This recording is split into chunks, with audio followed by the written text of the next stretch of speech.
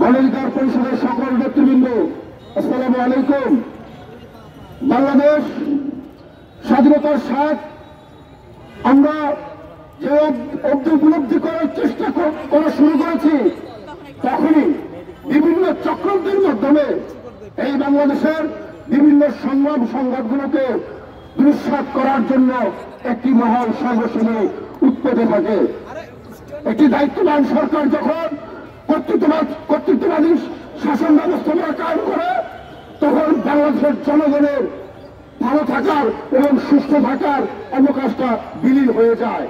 আমরা দেখেছি একটি অন্তর্বর্তীকালীন সরকারের বিগত দিনের ভূমিকা কেমন থাকা দরকার, আর এখন বর্তমান সরকারের সাথে আঘাত করে লেজুর নাম করে বিভিন্ন ভাবে দমন পীড়নের মাধ্যমে বাংলাদেশের নাগরিকদের কিভাবে কোণঠাসা করে এই বাংলাদেশের মানুষদের বাক স্বাধীনতাকে কিভাবে রুদ্ধ করা যায়, সেই প্রয়াসী বিগত দিনের 16 বছরের শাসন ব্যবস্থাপনা ফ্যাসিবাদ সরকারের যে আমল রেখে গেছেন বাংলাদেশের উপরে, সেই আমলকে বলবদ্ধ করে এই সরকার তার কর্তৃত্বটাকে রক্ষা করার চেষ্টা করছে।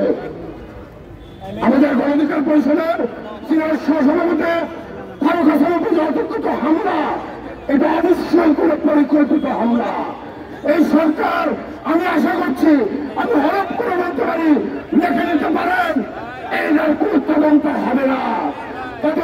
তদন্তকে ধামাচাপা দেওয়ার জন্য এই সরকার বিভিন্নভাবে তাকে বানচাল করার চেষ্টা করবে। অতএব আজকে বিরোধী রাজনৈতিক যত দল আছেন, কোনো না কোনোভাবে বিভিন্নভাবে এই সরকার পাঠানো ইস্যুতে আপনারা ঠিকই করবেন। এই প্রত্যেকটি রাজনৈতিক দলকে সজাগ থাকতে হবে।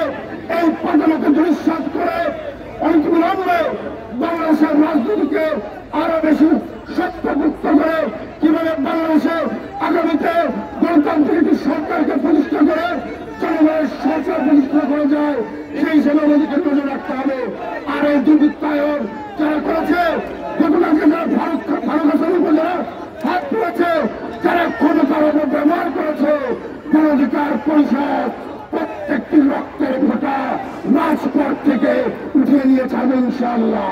আমি আমার নেতৃবৃন্দকে বলতে চাই, শুধু অনুমতি দেবে ৬৫ জেলা থেকে এই দুর্বৃত্তদের দমন করার চেষ্টা গণঅধিকার পরিষদ তথা বাংলাদেশ যুব অধিকার পরিষদ রাজপথ থেকে মোকাবেলা করবে বলে আমি আসলে ব্যক্ত করে আমি আমার সংক্ষিপ্ত বক্তব্য শেষ করছি।